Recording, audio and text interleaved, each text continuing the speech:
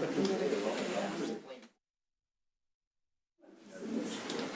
not noticeably.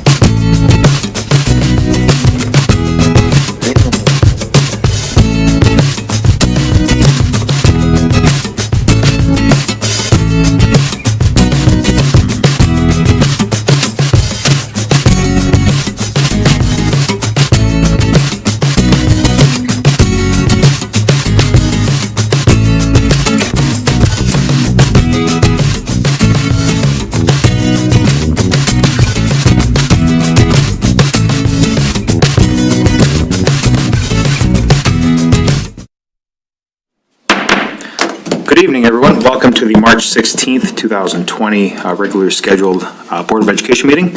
If we could start off by turning off your phones, or at least put them on airplane mode, and please join me for the Pledge of Allegiance. I pledge allegiance To the flag of the United States of America and to the republic for which it stands, one nation, under God, indivisible, with liberty and justice for all.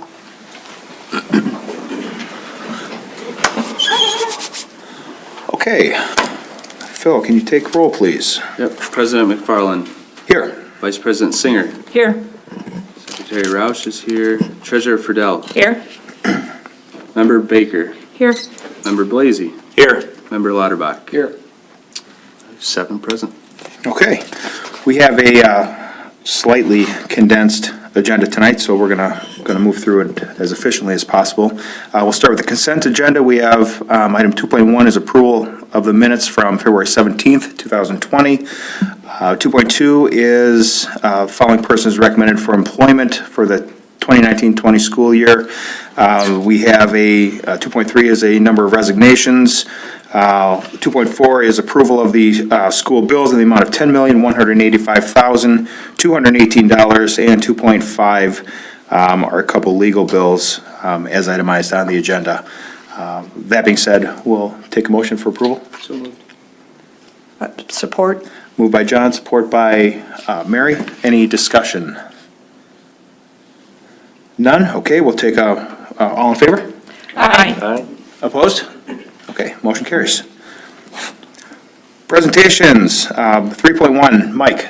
So I thought it was best to not have too big of an audience tonight and move through our meeting as we need to do to meet our obligation, monthly obligation. I'm gonna mention the two Shining Stars names, but we'll recognize them next month, maybe. We'll see where we stand on that. But our two Shining Stars would have been Sarah Dowdy, she's a fourth grade teacher at Woodcrest, and Karen Drawley, Midland High School Counseling Center office professional. Although I'd like to add a couple comments here because we've had some really some shining stars, if you may have noticed, over the last 3 or 4 days. And so I start off with Cindy Young, who's probably put in a week's worth of work just Saturday and Sunday into the day. So Cindy and her communications have been on fire lately. And then, of course, our agenda group, who's also done the same thing all weekend, particularly Penny. And we're going to point out Penny because she has been the one who's been putting together and working with the curriculum team, technology team on our teacher training and communicating that out. And they've been here basically all weekend as well. And that includes technology. And Dave, we couldn't get that done without Dave, who was here at the beginning. The other one's for food service. You know, we put that together on a Friday after a phone call from MDE and guides from USDA. So everything's been moving real quick. We put that together in a matter of a short period of time. Tina and our food service staff had them working Sunday evening, and then again this morning. It went well enough that we got 3,500 meals served today. That's 100 less than we do when we're fully open, so that's pretty significant. And so a lot of work there. A few things will change as we go. We learned some things today, and of course, some of the community centers closing. We may have to change our locations. We expect that number to go up, and then transportation. So we had a number of bus drivers who also were driving around today and help loading and handing out meals as well. So I want to mention them as we go forward. Our teachers who have been willing to experiment and try this online portion to connect to our kids going forward.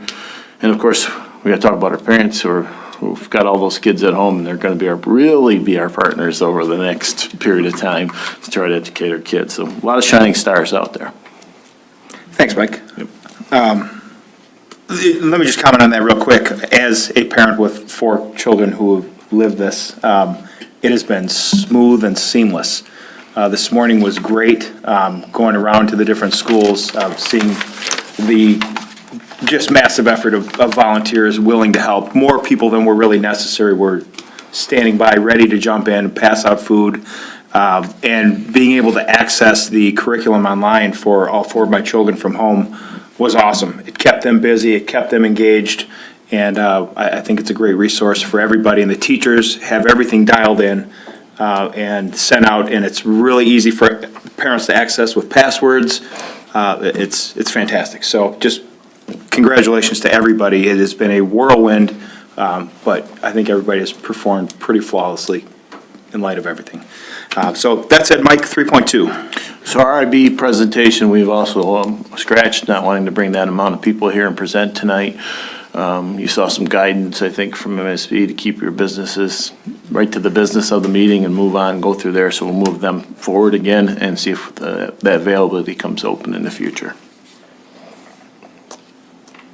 Okay, this was an 3.3, want to move to 3? I have 3.2 on ours. Yeah. Oh, Cindy moved it up on me, I'm sorry, so I still have the wrong calendar, so we canceled that, and it would be 3.2, I'm sorry. It's okay. Yep, so in front of you have the calendar that we have negotiated with the Midland City Education Association for 2021. It will move from tentative calendar to official calendar, but boy, we learned a lot about calendars here in the last few days, and we don't know what's coming at us in makeup, not makeup, what's going to occur. So right now, that's your official calendar, and we'll get that out to the public so they know and plan the best they can in this world today for next year's calendar. So we're asking you to approve that calendar. We have a start date of Monday, August 31st with the waiver from the state to start pre-Labor Day. And we will end on June 10th, 2020 with 180 days of instruction as required. Okay, I move to approve item 3.2, the school calendar for 2020-2021. Support. okay. Motion Pam, support Mary. Any discussion? I did get contacted by just a member of the public that asked Is there any consideration to moving the May 7th as that PD day later in the month, possibly to the 28th, to turn that into a 4-day weekend? So we try to be as parent-friendly as we can, and they have to listen to me when they, and Mark knows, that, I try to complain about half-days as much as I can and all that on the parent component, but a PD day that late in the year would do nothing for us. Okay. And so we need, and even May 7th is a little bit late, but we think we can make that occur. So you'll see we kind of front-load PD for the school year. So that's the rationale. Okay. Thanks for bringing that up, Brad. Any other discussion? None? Okay. All in favor? Aye. Opposed? All right, motion carries. Now, item 3.3, this is an expulsion hearing. Jeff? Thank you. Yes, in fact, I have 2 student recommendations for expulsion at this time.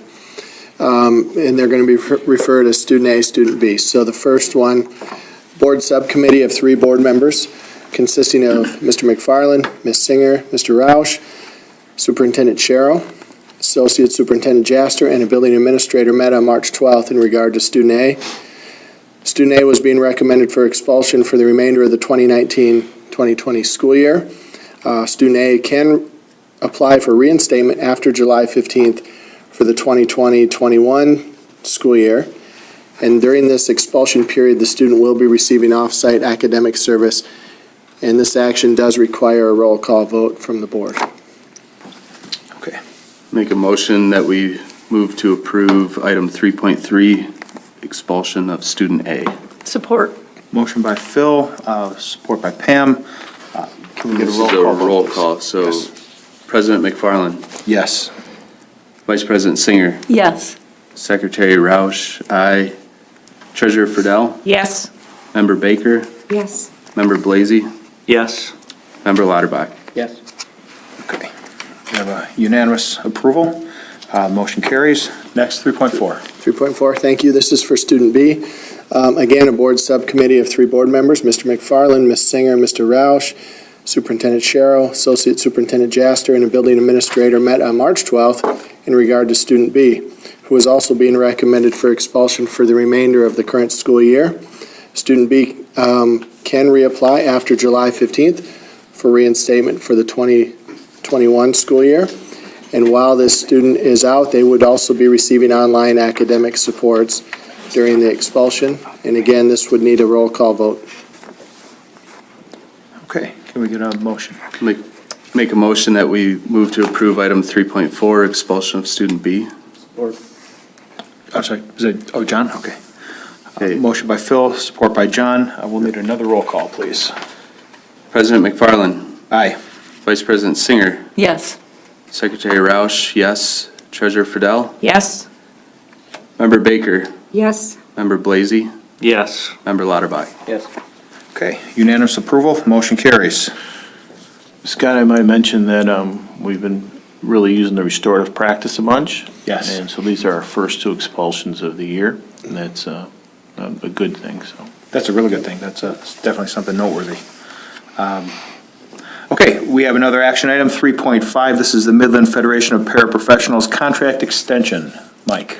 So as we presented to you in last month's meeting, closed session, all the details of it, I will go a little bit less than the details. We're asking for approval of an agreement with the paraprofessionals with compensation increases and an additional year added onto the contract. The contract will now expire at the end of the 23 school year.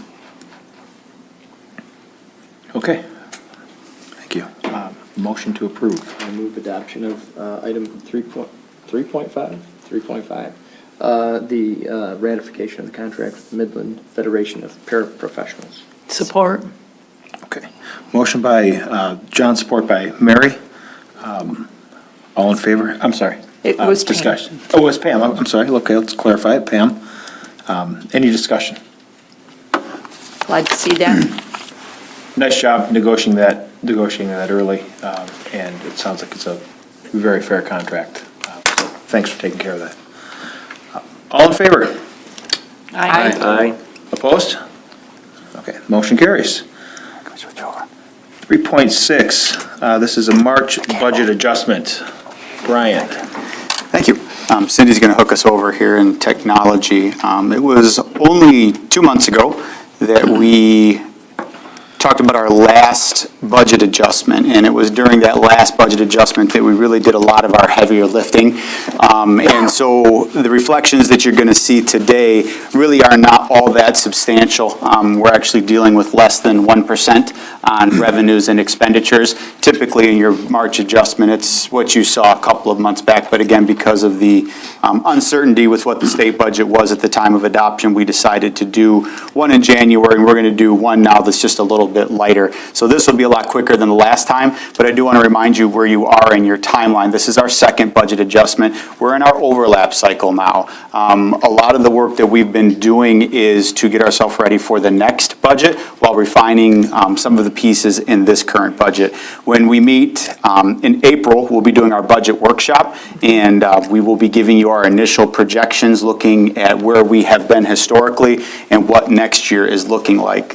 Things are going to be a little fuzzy for a while for us here as we're dealing with everything that's going on right now. So we're going to continue to be agile and flexible, but this is really our heavy season where we are refining what you are seeing here today in this budget and really putting a lot of significant time into developing our next budget. So what you're going to see in these numbers coming up are refined student enrollment numbers. When I say section 25, this is our pupil accounting people going after fractional FTEs for students, and what that means is if a student enrolls in Midland Public and it was after that November count day, we get credit for the time that they're actually here. So we have some adjustments to our enrollment, and we've added 10 FTE since our initial projections, right around 7731 right now. That is a blended count, meaning 90% this fall count, 10% last spring. So this is 10 more students of revenue than you saw in the last adjustment. This also includes grant funding carryover. We had our initial grant amounts in our last budget, but now we know how much we've carried over from last year to this. And we also sat down with our departments and took a look at what they had to do in the interim to adjust to meet some of the needs for this year.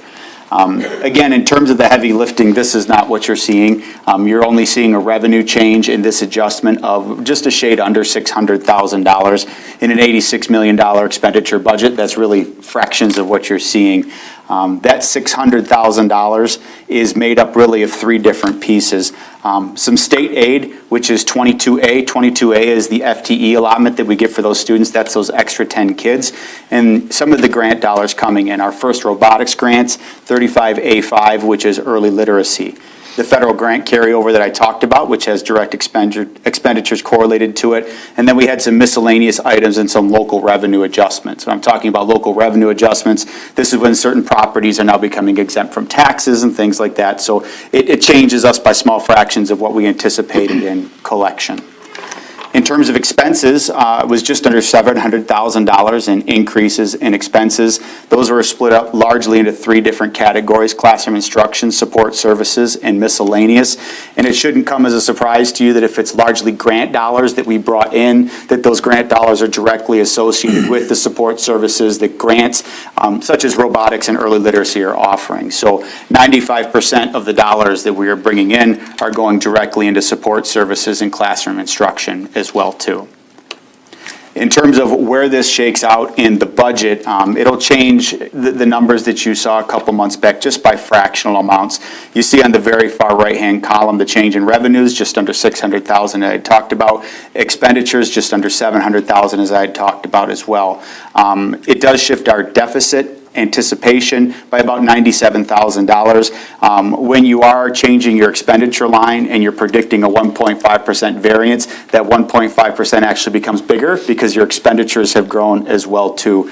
So we've changed our expected budget variance by about $10,000. When this all shakes out and when it's all said and done, this has changed our last budget prediction in terms of needing to balance our budget by less than 0.5%. So there really hasn't been much of a change in what you've seen. We now predict that it would take a 2.15% variance to balance our budget in the end. Historically, we've come somewhere in between the 1.5 to 3% range, with some margins of error that go a little bit higher and some that go a little bit less than that as well too. So as we monitor our budget, we do believe that we will come somewhere within that range toward the end of this year. But with preface that we're in kind of uncharted territories right now, so our budgets are going to be a little bit different in our predictions and how we're closing out the school year. We'll have to be agile and adapt to the changes that are coming at us. So we'll bring another amendment to you in June. We will fine-tune our revenues, fine-tune our expenditures. We'll bring to you audited student enrollment numbers, so we'll know exactly what our spring counts were. We're polishing those numbers up right now, signing our worksheet Bs and getting those into the state. We will know what our property tax washout is by that time, what we've owed for our brownfield renaissance zones, and what we've actually accrued throughout the year. And as I said before, we are working right now. We actually meet tomorrow with our first set of buildings and departments on developing next year's budget. So we will bring to you our initial projections in April. We've already gotten in our numbers from our consultant as well too. We'll compare those with our internal predictions. We'll put all that on paper, give you a first glance at it in April, and then we'll work real hard in May and June to bring you numbers that we think are more accurate in that entire process. So you have in the board packet the details on revenues and expenditures.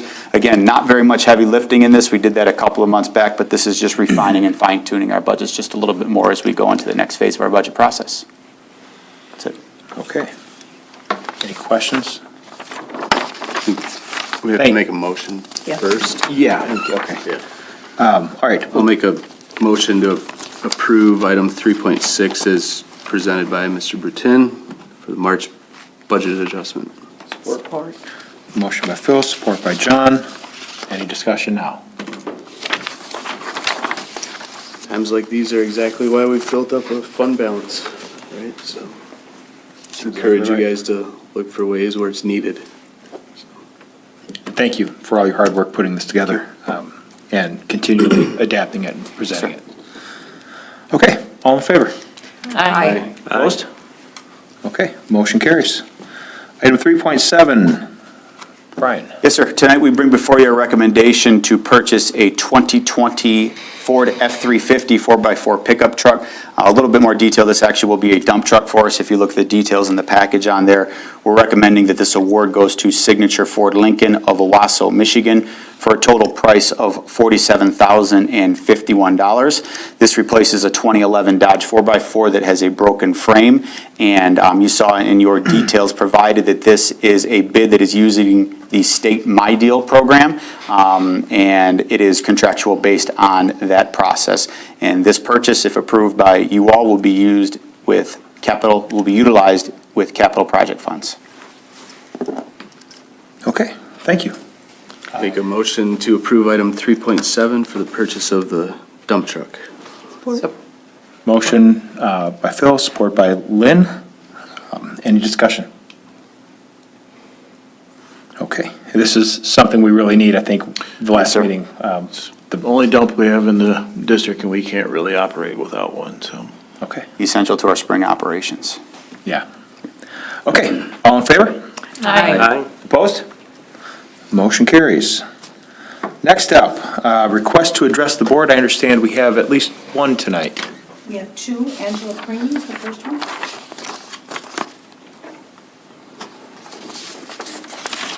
Hi, I want to start off by saying thank you for giving me a few minutes of your time. My name is Angela Praney, and I am a MPS employee and have been for the past 5 years.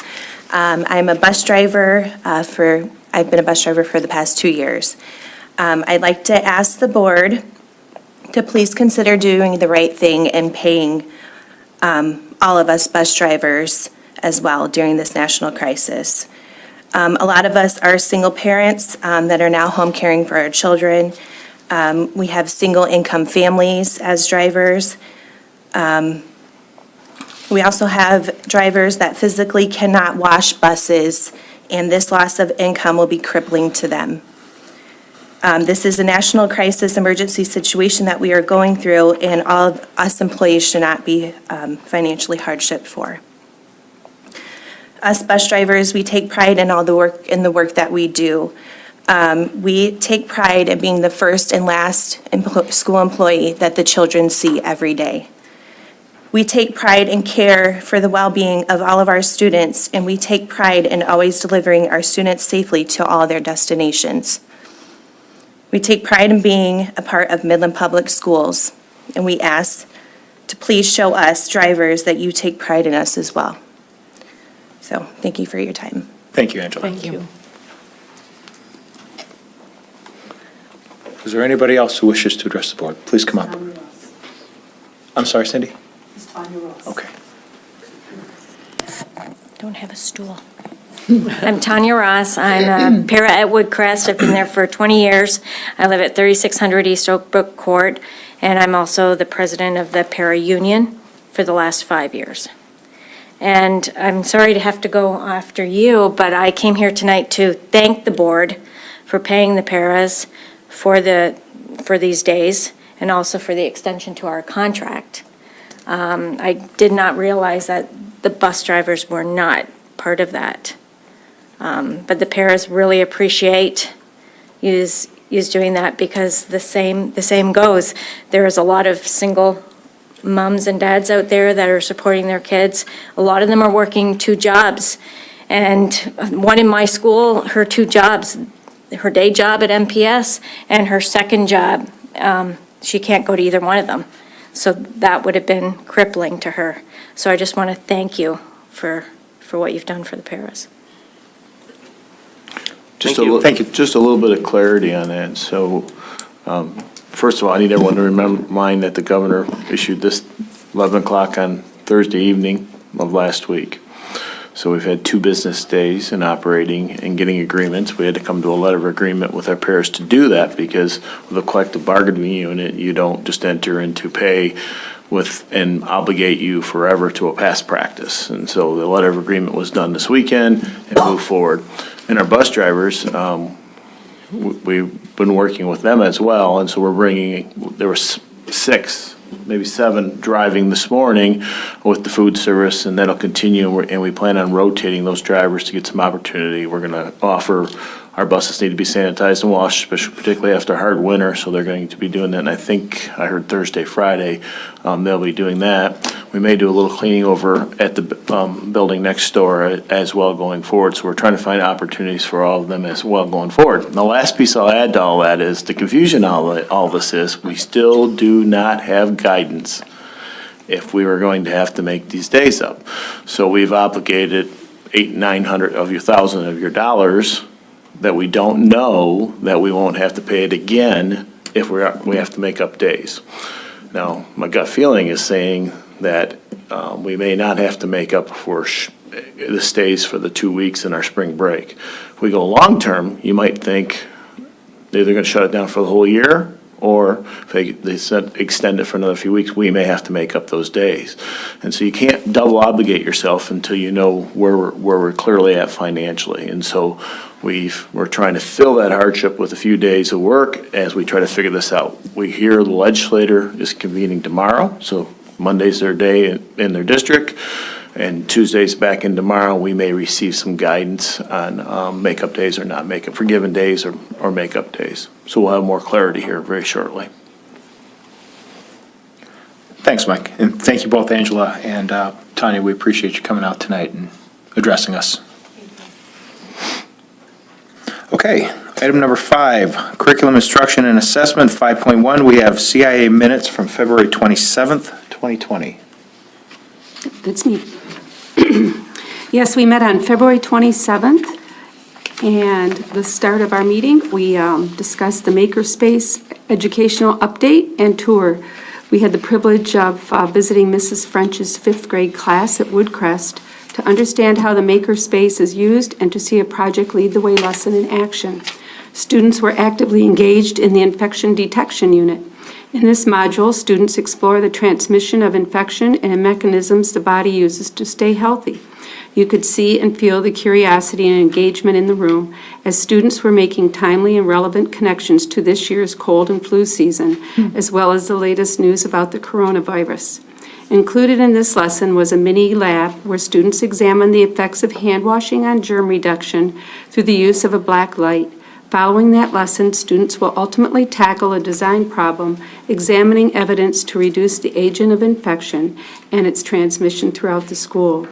After the classroom visit, Jennifer Service and Melissa Toner shared insights about how the maker spaces in other schools are being used, with all agreeing that these spaces have become valuable learning spaces in each school.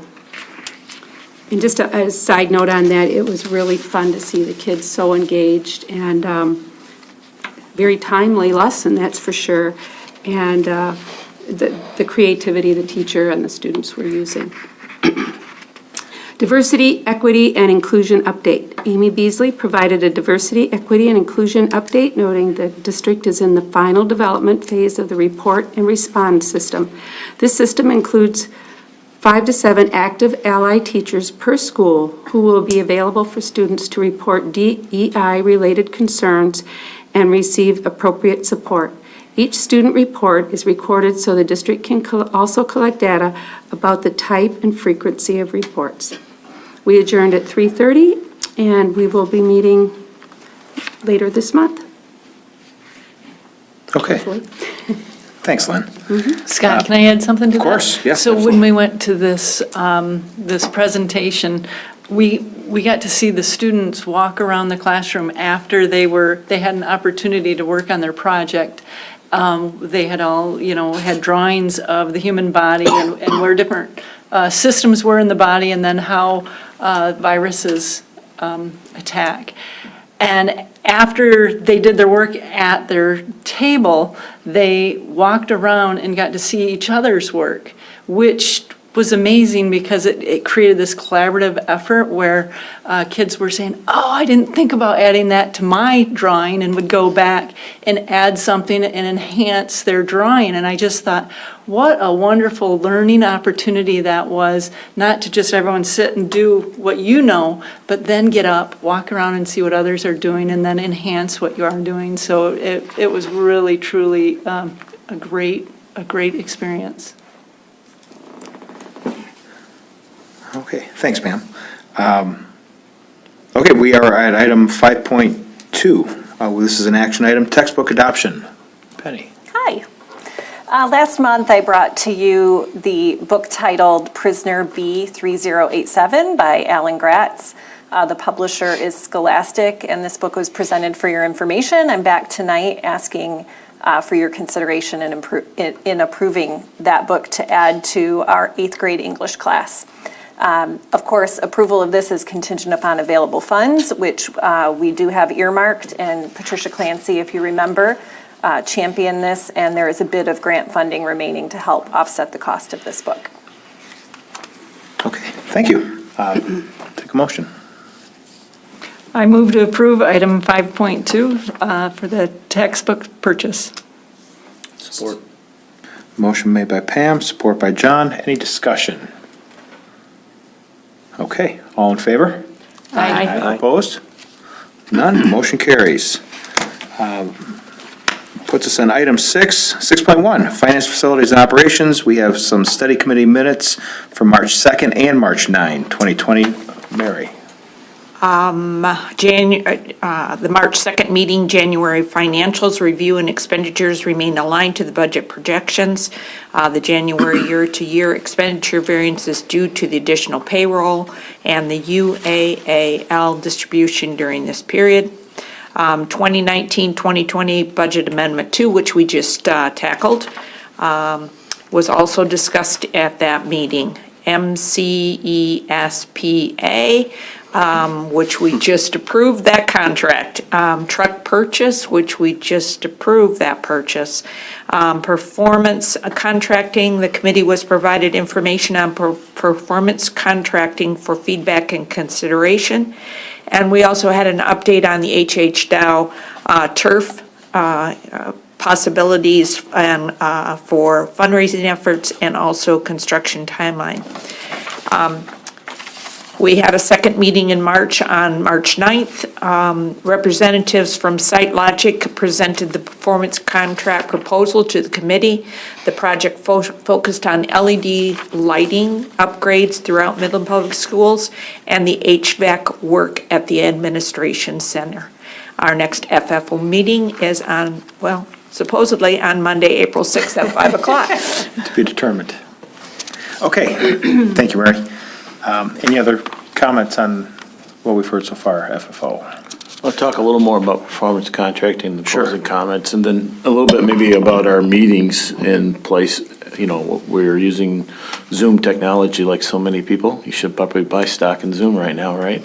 And so many of these meetings, I think we may be able to conduct with the Zoom technology going forward. The board meetings are a little different. You know, we need to have some presence, and you have to have a public portion of that. But some of you could call in. So if this thing grows, most suggestions would say it violate the Open Meetings Act if you didn't have somebody present in the open meeting. And so there, 2 or 3 of you would be here along with the administration, and then some of you could call in. We'll explore that one if this thing gets more severe. All right, thanks, Mike. Item 6.2, this is information only, gifts totaling $27,418. Brian? Yes, sir. As you just mentioned, we have, for information, gifts totaling just under $30,000. That comes from 18 different donors. A few details from that. 11 of those donors made up over $10,000 of donations to our robotics teams. We know that season is in jeopardy right now, but they've had some great quality experiences so far that hopefully can continue at some point. The Community Foundation made up just under $5,000 of different grants to different organizations within MPS. And then we also thank the H.H. Dow boosters for just over $9,000. And those will all be recognized at the end of our presentation. And if okay with you, sir, can I go into 6.3? Absolutely. Okay. And we bring to you 3 items for information. 2 of those items were donations of books to Central Park Elementary Media Center, one from the MCEA, thank you, and also from Barb Preston. And we also had a refrigerator that was donated to Chestnut Hill from the Fox Run Properties. And then on to item 6.4. Yes. Thank you. For action, we need you to move this evening to accept a gift of $5,000.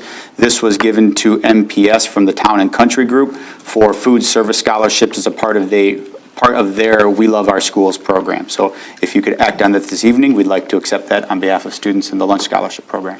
We certainly can. Thank you. We get a motion for item 6.4. I move to accept the gift of $5,000 from the Town and Country Group. Support? Motion by Pam, support by Mary. Any discussion? Thank you. Yes. Thank you very much. The gifts are just astounding every month.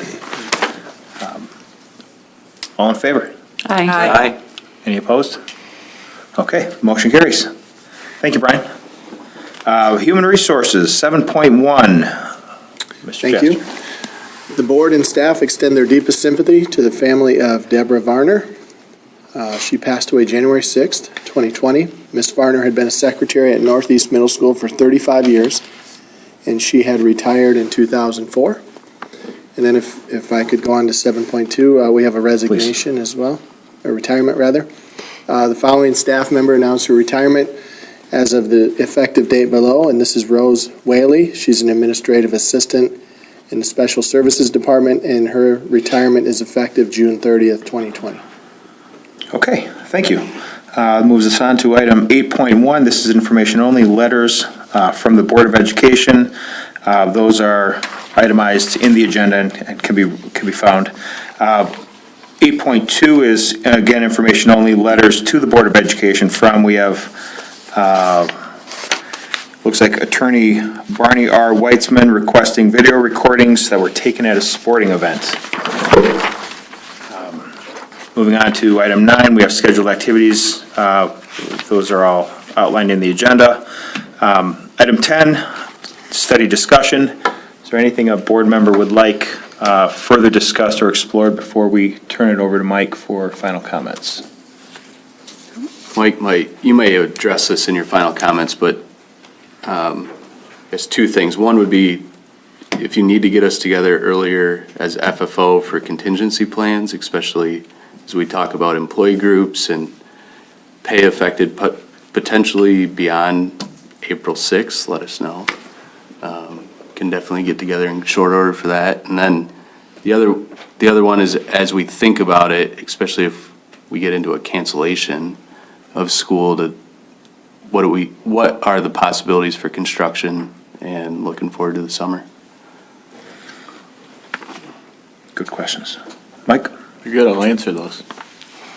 So when it comes to pay with employees and going forward, it's our obligation to stay within the budget that you adopted.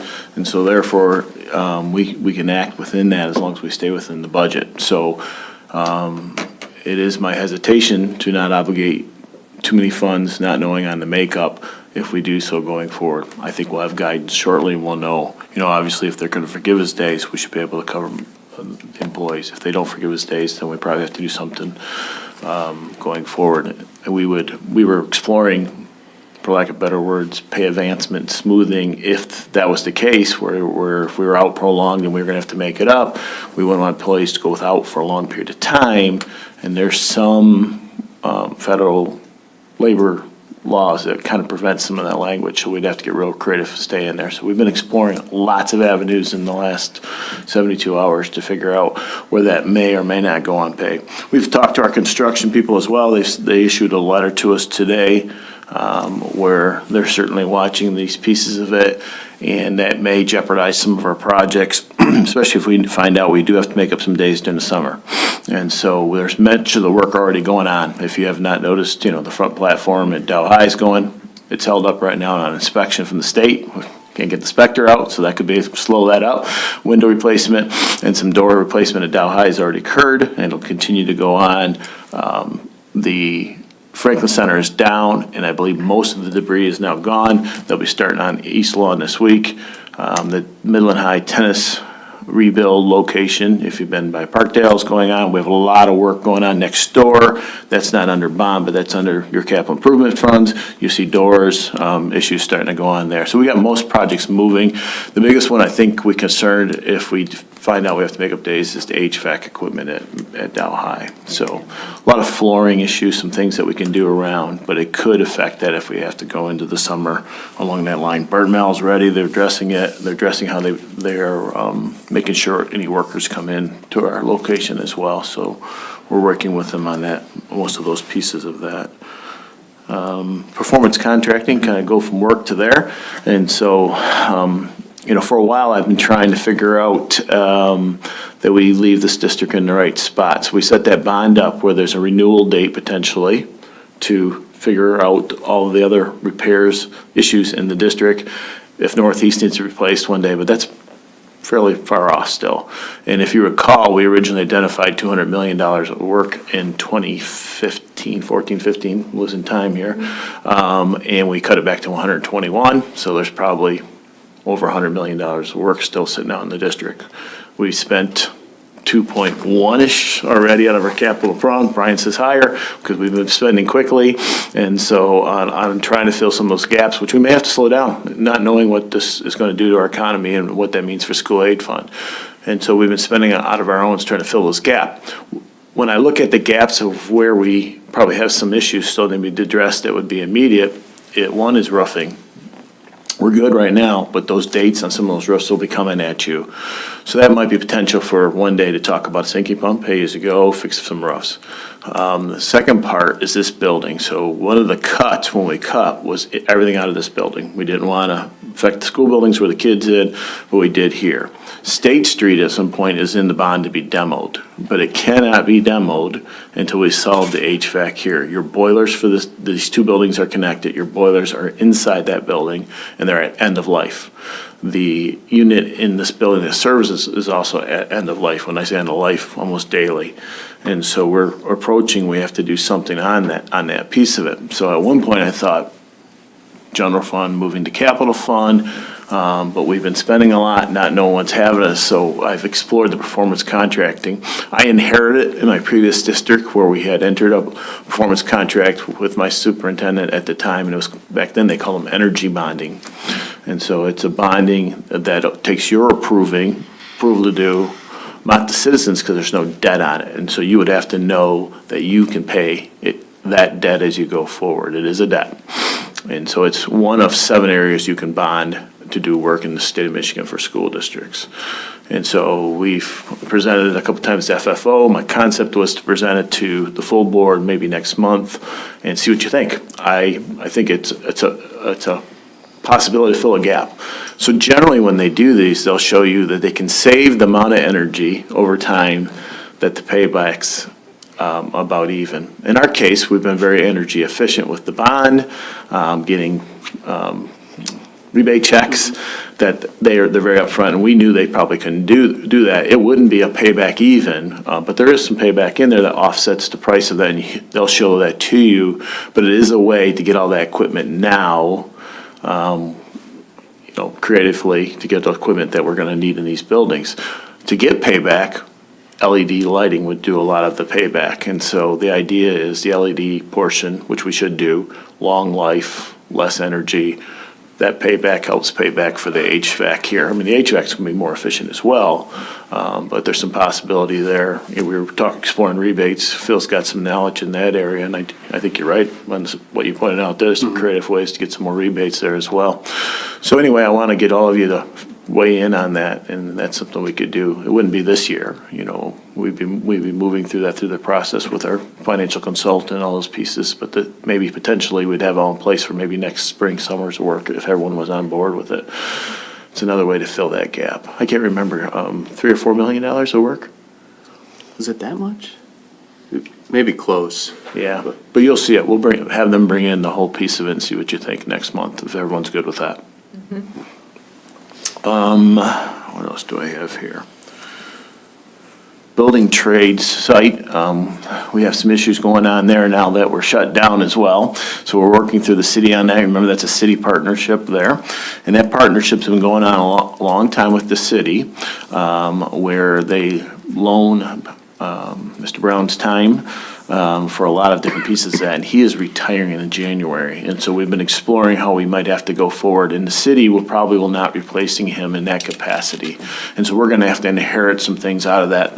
They gave us a list of what they'll continue to do. They still wanna pull permits and do some things for us there that they can do, but some of the site oversight and that were a little bit of a predicament. And so we're meeting with the builders group in town on Thursday to explore if they can help us in some avenues we go there. But we may have some new expenditures coming to keep that program going in the future here. So that's another issue we gotta cross very soon. Delhi Turf, so been lots of contact with Mr. Schutte into coronavirus. It appears that they have raised the funds at this point in time. And so if you saw in that letter, I issued a timeline where makes it clear when those funds would have to be here in order for you to approve that project. Because those funds have to come to you. It's on our property. You have to approve the project going forward. And so May's the big timeline if you saw that. So it appears to be there. It appears to be coming at you. And you will need to know that those dollars are there before you approve the project going forward. We've done a couple things to help them to make sure we're getting real numbers on the engineering and those pieces of that as well to make that a reality going forward. The coronavirus, it's not been very busy lately, but it has, and we kind of pride ourselves to be on cutting edge, but we have to admit we may have been cutting edge, but man, we're gonna run into gaps, mistakes. We've reissued 3 communications to the teachers in the last, 48 hours, 24 hours, trying to get things rolling and going with online and connecting the kids. And the food service piece went relatively well, but we have some tweaks we definitely have to make going out there, trying to do the right things, but got to go forward even though you're going to find mistakes going forward. When I laughed because I woke up to all of your texts. You guys must stay up later than me. It must be the age thing, Mary. But I was in bed at 9:15, woke up to all your texts in the evening saying, what did the governor do? And I had to start scrolling and say, what did you do last night? So I really found out Friday morning. And we went to work. I mean, we scrambled in here, all of us, I think at 7 o'clock, and we sat down and started going to work on all of it. And so, I want everyone to understand the process of what we did. Students first. So we went to work, predominantly on how we were going to connect to our students and continue some form of education going forward. Then we looked at our employee groups going forward from there. And so lots of employee groups.